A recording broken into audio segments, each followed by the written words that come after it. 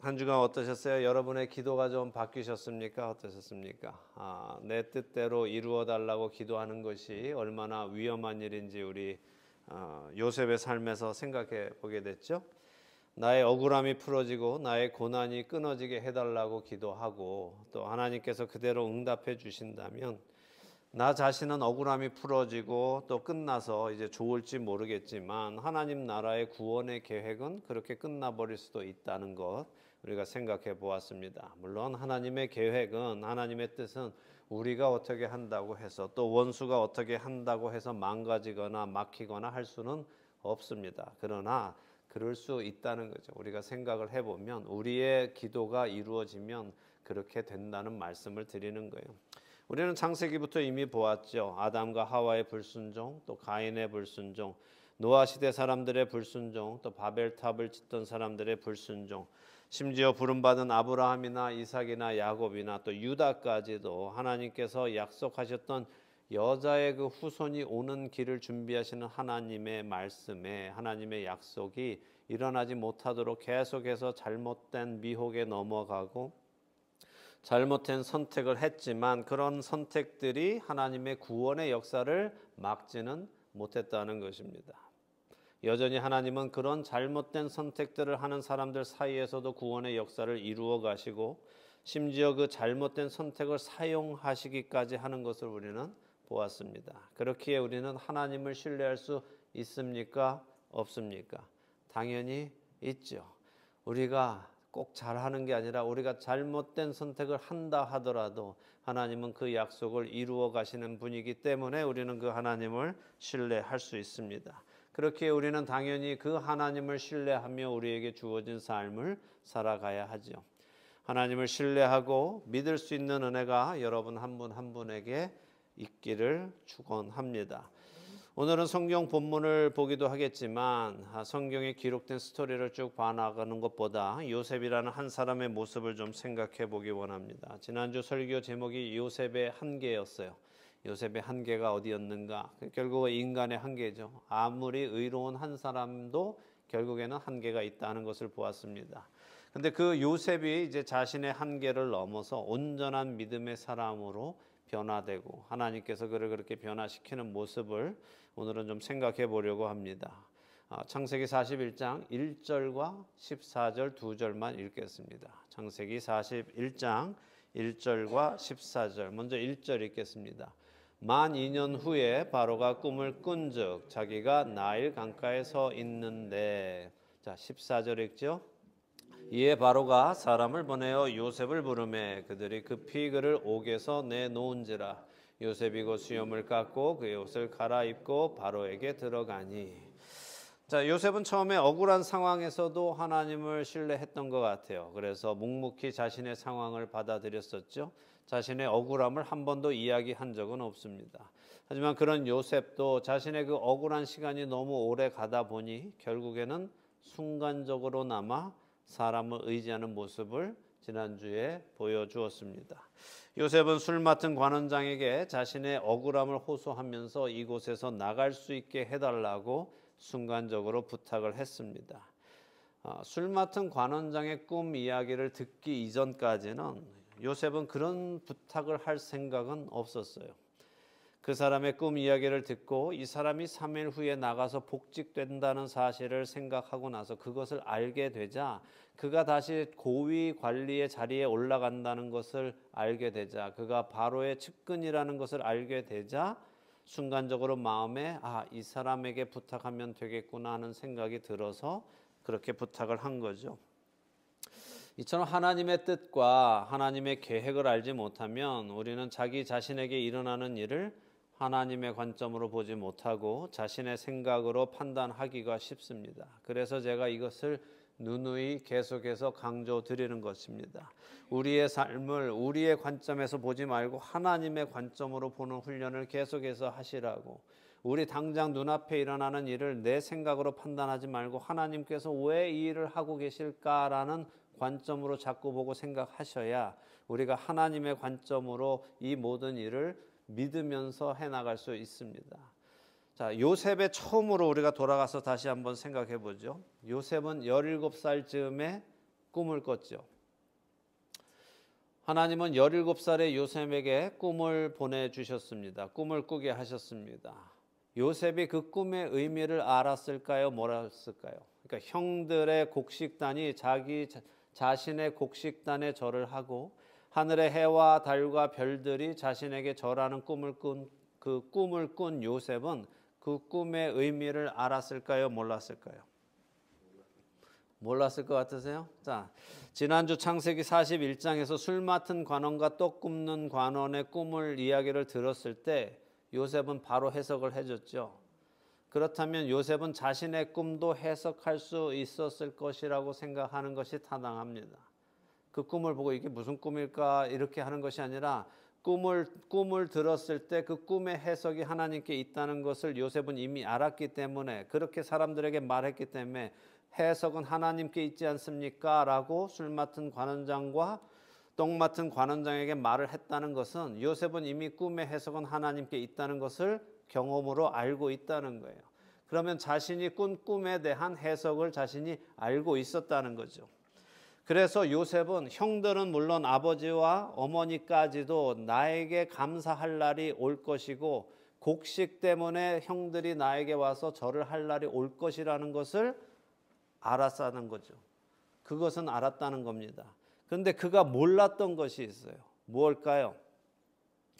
형들은 물론 아버지와 어머니까지도 자신에게 감사하는 날이 어떤 과정을 통해 올 것인지는 몰랐다는 거예요. 왜 그렇습니까? 만일 요셉이 어떤 과정을 자신이 통해서 형들이 자신에게 아버지 어머니가 자신에게 와서 감사하다는 표현을 하는 날이 올 것이라는 것을 알았다면 요셉은 자신이 지금 가는 이 길이 억울하다고 생각하지 않았겠죠. 다시 말해 자신이 형들의 미움을 받아 노예로 팔려가고 보디발의 아내에게 억울한 누명을 써서 감옥에 가고 그 감옥에서 술 맡은 관원장과 떡 맡은 관원장을 만나고 그 후로 또 2년을 기다리면 바로가 꿈을 꿀 것인데 그 꿈을 해석해 주므로 자신이 애굽의 총리가 되고 결국 몇 년 후에 형들이 또 아버지와 어머니가 다 자신에게 와서 절을 할 것이다 하는 것을 알았다면 요셉은 술 맡은 관원장에게 내가 억울하니 나를 풀어주세요라는 말을 하지 않았을 것이란 말이죠. 저는 이게 아주 중요한 포인트라고 생각합니다. 요셉은 어떤 결과가 올 것인지는 알았지만 그 결과로 가는 과정은 몰랐다는 것입니다. 그래서 뭐가 필요해요? 믿음이 필요한 거예요. 하나님이 보여주신 그 꿈으로 가는데 어떤 길로 가지는 모르지만 그 꿈을 꾸게 하신 하나님이 그 꿈을 이루실 것이라는 것에 대한 믿음이 있어야 된다는 거죠. 어떻게 그 결론에 도달할지 모르지만 하나님께서는 그 일을 하실 것이라고 꿈으로 보여주셨다면 하나님은 그 일을 이루시는 분이라는 것을 믿는 것이 믿음입니다. 비록 형들이 그 꿈이 이루어지지 않도록 요셉을 죽이려 하기도 했고 요셉을 팔아 넘겨버리기도 했지만 하나님은 여전히 요셉에게 보여주신 그 계획을 이루어가고 계셨습니다. 어쩌면 요셉은 자신에게 일어나는 그 일들을 바라보면서 하나님께서 보여주신 이 꿈이 이렇게 가다가는 이루어지지 않을지도 모르겠다라고 의심했는지도 모르죠. 그러니 집으로 돌아가야 한다라고 말하지 않았겠어요? 저를 풀어주세요.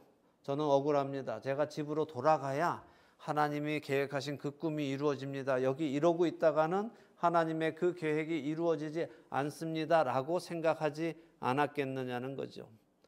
그럼에도 불구하고 하나님은 이루어가고 계시죠. 오늘 창세기 41장에는 하나님께서 꿈으로 보여주셨던 그 일을 이루시는 첫 시작을 구체적인 시작을 보여주시는데 2년이라는 시간이 더 지났다라고 만 2년이라는 시간이 지났다라고 이야기하십니다. 요셉은 빨리 풀려나고 싶었지만 하나님은 2년이라는 시간이 더 필요하셨다는 거예요. 근데 여기 참 중요한 하나님의 섭리가 있는데, 그래서 하나님의 때가 차기까지는 그 시간이 너무 오래 걸리는 것 같아요. 그 때가 차는 데까지 너무 시간이 오래 걸려서 마치 이루어나지 않을 것처럼 느껴진다는 거예요. 그런데 때가 차면 어떻게 돼요? 그 일은 아주 급박하게 급진적으로 일어나며 하루아침에 모든 것이 바뀌어 버린다는 거예요. 이게 하나님의 섭리입니다. 오늘 읽은 창세기 41장 1절은 만 2년이라는 시간이 흘렀다라고 하십니다. 그렇게 억울한 옥살이를 꽉 찬 2년을 더 했어야 한다는 거예요. 술 맡은 관원장이 나갈 때 그가 자신의 억울함을 풀어줄 것이라고 기대했지만 그 기대는 2년이라는 시간을 지나면서 사라져 없어졌습니다. 근데 14절에 보니까, 우리가 읽은 14절에 보니까 바로가 그를 풀어줄 때는 어떻게 풀어줍니까?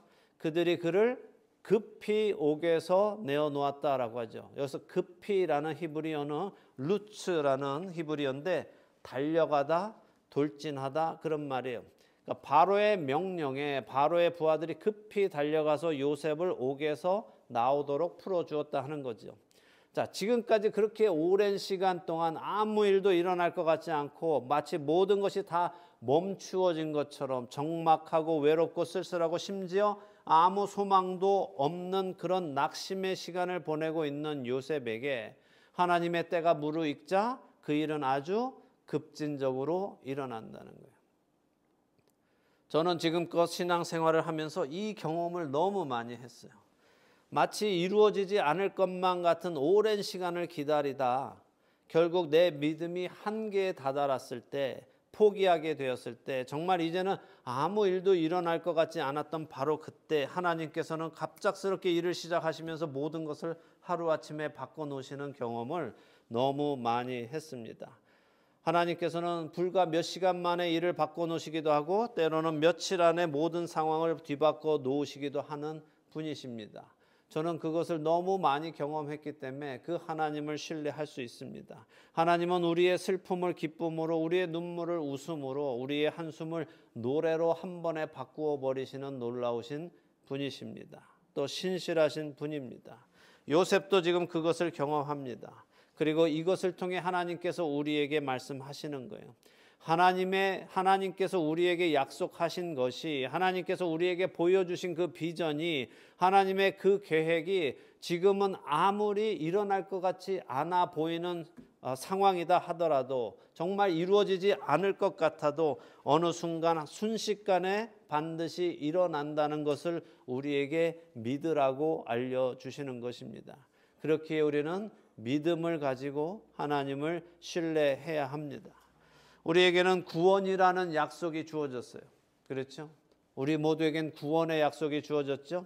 예수 그리스도를 통하여 우리는 하나님의 자녀가 됐고 하나님의 나라에 입성하는 날이 올 거예요.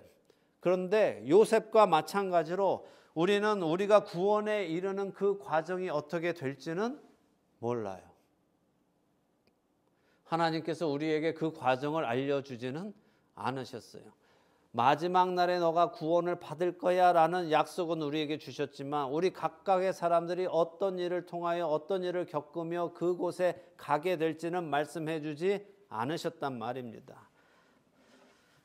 요셉에게 꿈으로만 어떤 일이 일어날 것인지 그 결론의 모습은 보여주셨지만 그가 그렇게 팔려가고 억울한 누명을 쓰고 감옥에 가고 하는 그 과정을 알려주지 않으신 것처럼 우리에게도 구원의 끝날에 대한 약속은 주셨지만 우리가 어떤 과정을 통해 그곳에 가게 될런지는 알려주지 않으셨습니다. 그래서 여기에 우리의 믿음이 필요한 것입니다. 여러분이나 저나 우리 모두는 각각 하나님으로부터 구원의 초청을 받았습니다. 그리고 그 초청에 응답해서 약속하신 그 하나님의 구원을 향해 각자의 길에서 가고 있습니다. 그런데 우리 각자는 그 과정이 어떤 길일지 모릅니다. 우리 각자는 다 다른 길을 갈 겁니다. 어떤 사람은 어려운 일을 겪으며 그 길을 갈 것이고 어떤 사람은 억울한 일을 겪으며 그 길을 갈 것이고 어떤 사람은 낙심할 일을 겪으며 그 길을 갈 것입니다. 또 어떤 사람은 이 모든 일을 다 겪으면서 가기도 하겠죠. 우리는 우리 각자가 만나는 그 수많은 일들 속에서 어쩌면 하나님의 약속이, 하나님의 뜻이, 하나님의 구원이 나에게는 이루어지지 않을지도 모르겠어 하는 의심을 품게 되는 날도 올 수 있습니다. 우리의 믿음의 한계를 만나는 날이 올 수 있습니다. 그러나 그렇게 의심이 들 때 우리는 그 의심을 떨쳐내고 하나님의 약속은 반드시 이루어진다 하는 것을 창세기를 통해 배워야 하는 것입니다. 믿음이란 모든 상황에서, 어떤 상황에서도 하나님의 선하심을 믿는 것입니다. 그것이 성경이 우리에게 요구하시는 믿음이며 하나님께서 우리로 갖기 원하시는 믿음입니다. 사도 바울은 로마서 8장 24절과 25절에 우리가 소망으로 구원을 얻었음에 보이는 소망이 아니니 보는 것을 누가 바라리요. 만일 우리가 보지 못하는 것을 바라면 참음으로 기다릴지니라 라고 말씀하십니다. 눈에 빤히 보이는 것을 믿는 것은 믿음이 아니라고 말씀하세요. 우리의 믿음이 정말 참된 믿음이고 구원에 이르는 믿음이라는 것을 알 수 있는 방법은 무엇입니까? 여러분의 믿음이 여러분을 구원으로 이르게 하는 믿음이라는 것을 여러분은 무엇으로 확인하실 수 있으세요? 내가 예수님을 구주로 믿습니다라는 그 말을 했다는 것이 믿음입니까? 내가 하나님이 계시는 것을 알고 예수님이 하나님의 아들이시라는 것을 알고 예수님이 십자가에 죽으시고 사흘 만에 부활하셨다라는 것을 믿습니다. 이것을 내가 지적으로 동의합니다라는 것이 믿음입니까? 아닙니다. 그것은 믿음이 아닙니다. 성경이 말씀하시는 믿음이란 하나님이 계시고 예수님이 하나님의 아들이시고 그분이 십자가에서 죽으시고 부활하심으로 내게 새 생명을 주셨다는 것을 믿기 때문에 내가 이제는 그 믿음으로 행동할 때에 그것이 구원에 이르는 믿음이라고 말씀하시는 거예요. 그 사실을 아무리 믿고 있어도 내가 그 믿음으로 행동하지 않는다면 그것은 믿음이 아닙니다. 야고보 사도는 야고보서 2장 17절에 행함이 없는 믿음은 그 자체가 죽은 것이다 라고 하시고 2장 20절에는 행함이 없는 믿음은 헛것이다 라고 말씀하십니다. 우리는 믿음을 잘못 이해하고 잘못 가르치고 잘못 배우는 시대에 살고 있습니다. 믿음이라는 것이 너무도 쉽게 사형리에 그냥 동의하면 네 믿습니다라고 말하면 그것으로 구원받았다라고 선포하는 잘못된 시대에 우리는 살고 있습니다. 누누이 말씀드립니다. 우리 모두는 살 빼는 법을 압니다. 남자분들은 배에 왕자를 어떻게 새기는지 그 방법을 전부 다 압니다. 그렇죠? 그러나 그 사실을 안다는 것이 우리로 살이 빠지게 하지도 않고 내 배에 왕자가 새겨지게 하지도 않습니다. 어떻게 해야 살이 빠지고 어떻게 해야 왕자가 새겨집니까? 그 방법대로 해야 살이 빠지고 그 방법대로 해야 왕자가 새겨지죠. 믿음이란 나로 믿기 때문에 행동하게 하는 거예요. 이렇게 하면 살이 빠질 거야 하고 그 방법을 믿는 사람은 그 방법을 실행하는 사람이에요. 믿음이란 내가 이것을 믿는다면 그렇게 행하는 거예요. 부디 우리의 믿음이 아는 것을 믿음이라고 착각하는 것에서 빠져나와서 행하는 것까지 믿음이라고 성경이 말씀하신다는 것을 깨닫게 되기를 바랍니다. 우리의 믿음이 구원에 이르는 믿음이라면 우리는 하나님의 일하심이 보이지 않을 때에도 하나님을 신뢰할 수 있습니다. 하나님께서는 요셉을 통해서 우리에게 그것을 보여주십니다. 요셉은 하나님이 꿈꾸게 하신 그 날을 맞이하기 위해 형들에게 미움을 받았고 형들에게 옷 벗기움을 받았고 이스마엘과 미디안 상인들에게 팔려 보디발 집의 노예로 갔고 억울한 누명을 쓰고 감옥에까지 내쳐졌습니다. 그 모든 시간 속에서 요셉은 하나님을 기다렸습니다. 자신에게 꿈을 꾸게 하신 그 하나님을 기다렸어요. 그리고 그 하나님을 신뢰했습니다.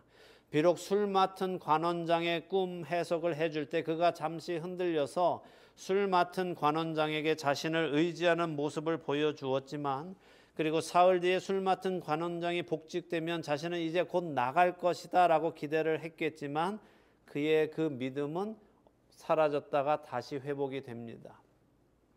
그의 믿음이 어떻게 회복되었을까요? 무엇 때문에 다시 그가 하나님을 신뢰할 수 있었을까요? 술 맡은 관원장에게 자신을 의탁했던 요셉의 상황으로 우리가 다시 돌아가서 생각해 보죠. 요셉이 술 맡은 관원장에게 자신의 억울함을 이야기하면서 나를 풀어주세요라고 했을 때 요셉은 하나님에 대해서 어떤 생각을 가지고 있었을까요? 요셉이 술 맡은 관원장에 저는 억울합니다. 저는 여기 올 짓을 하지 않았어요. 저를 좀 풀어주세요. 바로에게 알려줘서 저를 풀어서 저의 집으로 돌아가게 해주세요 라고 요셉이 말할 때 요셉은 하나님에 대해서 어떤 생각을 가지고 있었겠느냐는 거예요. 생각해 보셨어요? 하나님은 나의 억울함을 모르고 계시거나 하나님이 나의 이 억울함을 풀어주지 않으실 거라는 생각이 드니까 사람에게 부탁하지 않았겠습니까? 하나님은 어쩌면 하나님의 꿈을 잊어버리고 계시는지도 몰라. 어쩌면 내가 여기서 스스로 빠져나와야 하나님은 그 꿈을 이루어 주실지도 몰라 라는 생각을 했을지 모릅니다. 그러니까 술 맡은 관원장에게 자신의 억울함을 말하고 부탁을 했겠죠. 근데 요셉이 술 맡은 관원장과 똥 맡은 관원장의 꿈을 해석해 준 후에 무슨 생각을 또 했을까요? 아이러니하게도 요셉 자신이 꾼 꿈은 이루어지지 않을 것이다 라고 생각하면서도 지금 이 사람들에게는 그 꿈을 여전히 해석해주고 그 꿈이 이루어질 것을 믿고 있잖아요. 그리고 실제로 그 꿈이 사흘 후에 일어나잖아요. 요셉은 그것을 듣고 무엇을 생각했을까요?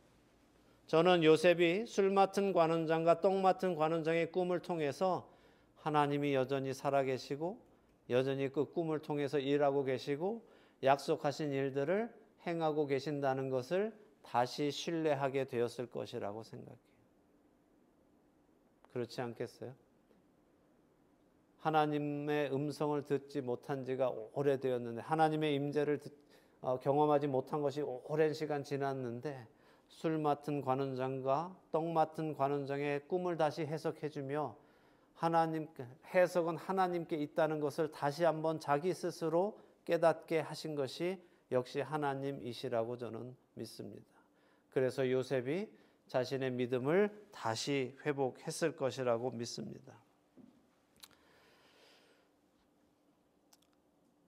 저는 요셉이 술 맡은 관원장과 똥 맡은 관원장의 꿈을 통해서 여전히 하나님께서 살아계시며 여전히 하나님께서는 꿈을 통해 일을 이루고 계신다는 것을 다시 깨달았을 것이라 생각하고 그래서 당장은 술 맡은 관원장에게 그가 이제 복직되니 그에게 도움을 청했지만 그가 나가고 난 후에 요셉은 꿈을 해석하는 동안 하나님이 여전히 계시다는 것을 다시 깨달았을 것이고 그래서 하나님을 신뢰하는 자리로 다시 갔을 것이라고 생각합니다. 그렇게 요셉에게 만 2년의 시간은 낙심의 시간이 아니라 오히려 다시 마음을 준비하고 하나님의 뜻을 기다리는 하나님의 타이밍을 기다리는 기대의 시간, 준비의 시간이었을 것이라고 믿습니다. 그리고 만 2년의 시간은 회복의 시간이었고 하나님을 다시 신뢰하는 시간이었을 것이라고 확신합니다. 그리고 그의 믿음이 그렇게 준비되었을 때 하나님께서는 드디어 일을 시작하십니다. 때가 되자 바로에게 어느 누구도 해석할 수 없는 꿈을 꾸게 하시고 그 꿈을 해석할 수 있는 유일한 자로 요셉이 손꼽히도록 하십니다. 그렇게 모든 일은 순식간에 변화되면서 강간미수범으로 애굽에서 가장 낮은 자리에 죄인의 자리에 있었던 요셉이 하루아침에 애굽의 바로 다음으로 가장 높은 총리의 자리에 앉게 되는 것입니다. 순식간에 그 일은 일어나는 것입니다. 중요한 것은 요셉이 총리가 되었다 하는 것이 아닙니다. 거기에 시선을 빼앗기시면 안 됩니다. 우리가 세속적인 눈으로 바라볼 때 우리는 요셉이 총리가 된 것을 부러워하게 되고 그것이 대단한 일인 것처럼 생각되지만 성경이 우리에게 하시는 말씀은 요셉이 이렇게 잘 참았더니 총리가 되었다 이거 알려주시는 것이 아니라 하나님의 구원의 계획은 그 어떤 것으로도 멈출 수 없고 하나님은 믿음 있는 사람들을 성숙한 믿음의 사람으로 만들어 가시며 하나님의 뜻을 계속해서 이루어 가고 계신다 하는 것을 우리에게 알려주시는 것입니다. 요셉을 통해 우리 각자가 배우기를 바랍니다. 우리에게 약속이 주어졌어요. 구원의 약속이 주어졌습니다. 그러나 우리 각자는 그 구원에 이르기까지 어떤 길을 갈지 모릅니다. 아직도 우리 앞에 어떤 어려운 일들이 기다리고 있는지, 어떤 억울한 일들이 기다리고 있는지, 어떤 힘든 일들이 기다리고 있는지 우리는 알지 못합니다. 평탄하게 갈 거라는 생각은 접으시기 바랍니다. 그러나 우리가 그 길을 가는 동안 우리 대적 마귀는 우리의 믿음이 떨어지도록 계속해서 미혹과 유혹을 우리 앞에 둘 것입니다. 그러나 믿음이 떨어지지 않도록 여러분의 시선을 하나님께 두십시오. 현실을 바라보지 말고 세상을 바라보지 말고 이 땅의 것들을 바라보지 말고 하나님의 말씀을 읽고 하나님의 말씀을 여러분 가슴 안에 품고 위의 것을 찾으시기 바랍니다. 여러분이 주님 앞에 서는 그날까지 품고 살아가실 말씀 하나를 읽어드리겠습니다. 로마서 8장 32절에서 39절의 말씀입니다. 자기 아들을 아끼지 아니하시고 우리 모든 사람을 위하여 내주신 이가 어찌 그 아들과 함께 모든 것을 우리에게 주시지 아니하겠느냐. 누가 능히 하나님께서 택하신 자들을 고발하리요. 의롭다 하신 이는 하나님이시니 누가 정죄하리요. 죽으실 뿐 아니라 다시 살아나신 이는 그리스도 예수시니 그는 하나님 우편에 계신 자요 우리를 위하여 간구하시는 자시니라. 누가 우리를 그리스도의 사랑에서 끊으리요. 환난이나 공고나 박해나 기근이나 적신이나 위험이나 칼이랴. 기록된 바 우리가 종일 주를 위하여 죽임을 당하게 되며 도살당할 양같이 여김을 받았나이다 함과 같으니라. 그러나 이 모든 일에 우리를 사랑하시는 이로 말미암아 우리가 넉넉히 이기느니라. 내가 확신하노니 사망이나 생명이나 천사들이나 권세자들이나 현재일이나 장래일이나 능력이나 높음이나 깊음이나 다른 어떤 피조물이라도 우리를 우리 주 예수 그리스도 안에 있는 하나님의 사랑에서 끊을 수 없으리라. 아멘. 그 어떤 어려움과 억울함과 고통과 환난 속에서도 하나님은 약속하신 구원을 이루어 가실 것을 여러분의 마음 안에 품으시고 믿음을 잃지 말고 끝까지 승리하는 여러분 되시기를 예수 그리스도의 이름으로 축원합니다. 아멘.